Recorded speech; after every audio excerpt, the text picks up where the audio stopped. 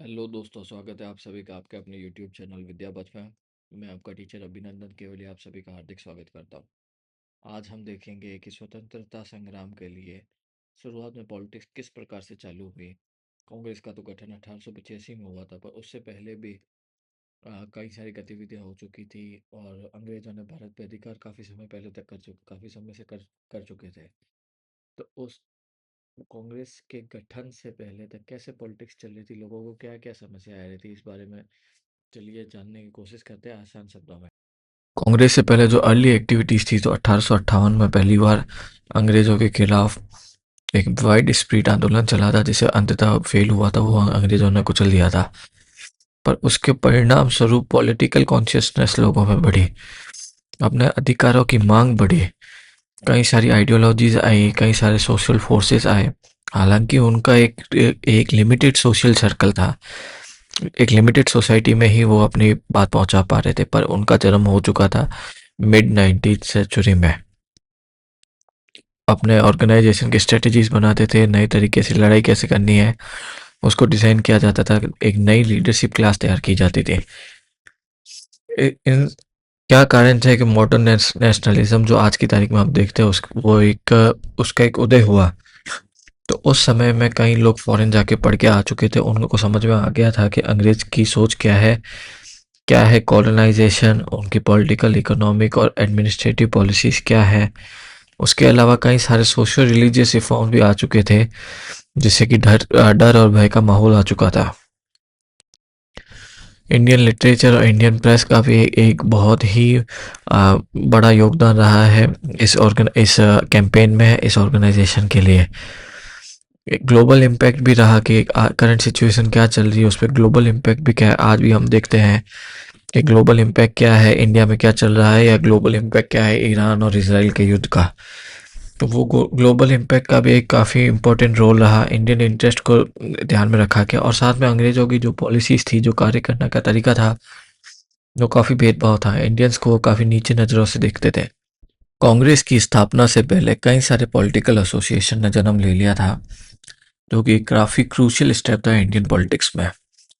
उन्होंने अपना जो विरोध है इंग्लिश पॉलिसी के खिलाफ, वो पिटीशन और रिजोल्यूशन के द्वारा एक्सप्रेस करना चालू किया। पब्लिक गैदरिंग और डिक्लेरेशन करते थे, ताकि एक ज़्यादा से ज़्यादा लोगों को आकर्षित किया जा सके।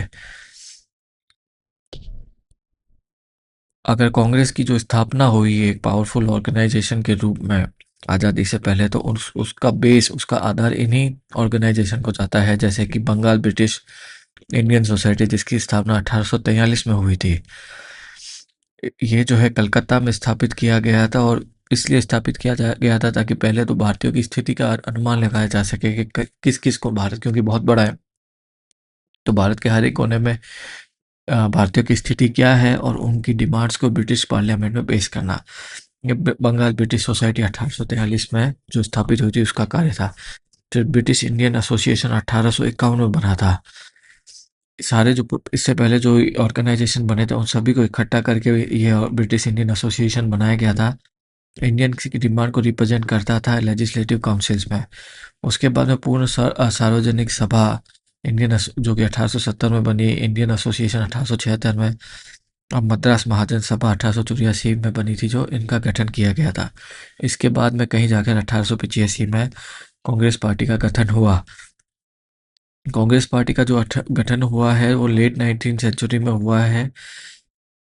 सभी जितने भी पॉलिटिकल ऑर्गेनाइजेशन थे इंडिया में, उनके लिए एक फेवरेबल कंडीशन को डेवलप करना ही उस उद्देश्य से ही उनका डेवलप हुआ है।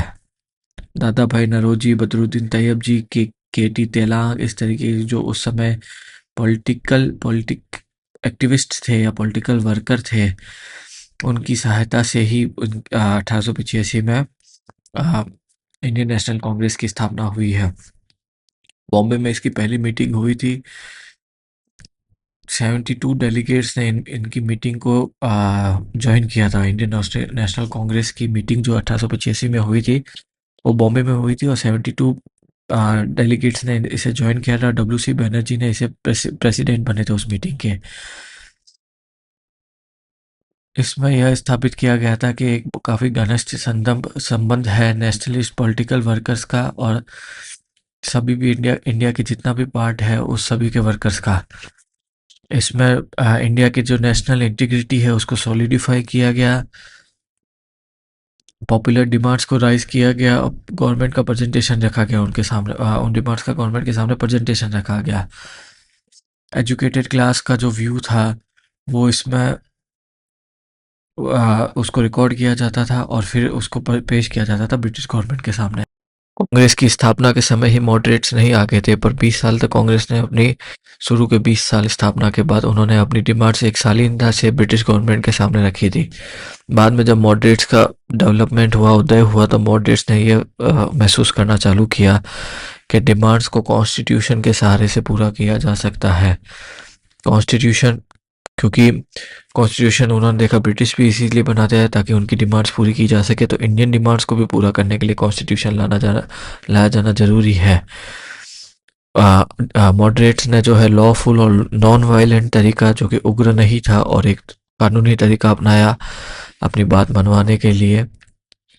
विरोध किया, पिटीशंस दायर की और गुहार लगाते थे ब्रिटिश गवर्नमेंट को कि हमारी ये गुहार है, आप ये पूरी करो।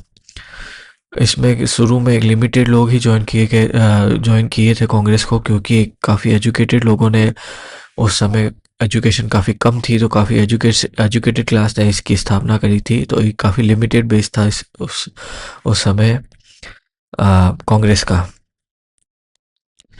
पर इनकी जो उस समय की लिमिटेशन थी, अर्ली लिमिटेशन, वो इस प्रकार की थी कि पहले तो इनके पास रीच ही नहीं थी इतनी कि इनको वर्ल्ड नेशन वाइड रीच मिले सभी पॉपुलेशन के ऊपर। हाफ हार्टेड भी थे, कोई पूरा मन लगा के वर्क ही नहीं करता था, इनसफिशिएंट थे। सभी के आपसी इंटरेस्ट भी अलग अलग थे, कोई मुस्लिम लीग में था, कोई अलग कम्युनिस्ट था, कोई क्या था, सबके अपने अपने इंटरेस्ट भी कॉन्ट्राडिक्ट करते थे। और इन सब के बीच में भी एक एक्सट्रीमिज्म का डेवलपमेंट हुआ, जो एक नॉन वायलेंट से अलग थे और आतंक मचाकर या वायलेंस के साथ में अपनी डिमांड पूरा करवाना में समझते थे। लाला लाजपत राय ने कहा था कि यह जो मूवमेंट था, एक अपॉर्चुनिस्टिक मूवमेंट था। इसमें लोग सिर्फ अपनी अपॉर्चुनिटी ढूंढते थे अंडर द टेबल, और ऊपर जो है, ऊपरा ऊपरी जो है, पॉलिटिक्स किया करते थे। हिपोक्रेसी का समय था। तो ये कुछ मेन इशू रहे उस समय के नेशनलिस्ट मूवमेंट के। धन्यवाद। अगर आपको ये वीडियो अच्छा लगा हो, उपयोगी लगा हो, तो लाइक करें, शेयर करें, सब्सक्राइब करें, नोट्स जरूर बनाएं, और मिलते हैं अगले वीडियो में। धन्यवाद।